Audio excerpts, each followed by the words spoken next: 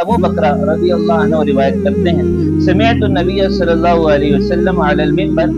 میں نے آپ صلی اللہ علیہ وسلم کا وعظ سنا، آپ صلی اللہ علیہ وسلم منبر پر تشریف فرما تھے اور آپ کے ایک طرف حضرت حسن رضی اللہ عنہ موجود تھے، ينظر الى الناس مرۃ والیہ مرۃ، آپ صلی اللہ علیہ وسلم لمحہ بلمحہ لوگوں کو بھی دیکھتے تھے اور اپنے نواسے کو بھی دیکھتے تھے، وَيَقُولُ، اور یہ فرماتے تھے ابنی ھذا سید، میرا یہ بیٹا، میرا یہ نواسا سردار بنے گا، وَلَعَلَّ اللَّهَ أَن يُصْلِحَ بِهِ بَيْنَ فِئَتَيْنِ مِنَ الْمُسْلِمِينَ، اور شاید اللہ تعالیٰ اس کے ذریعے سے مسلمانوں کے دو گروہوں میں صلح کروا دیں گے، اور ایسا ہی ہوا۔ حضرت معاویہ رضی اللہ عنہ ایک طرف تھے، حضرت حسن رضی اللہ عنہ ایک طرف تھے۔ حضرت حسن رضی اللہ عنہ نے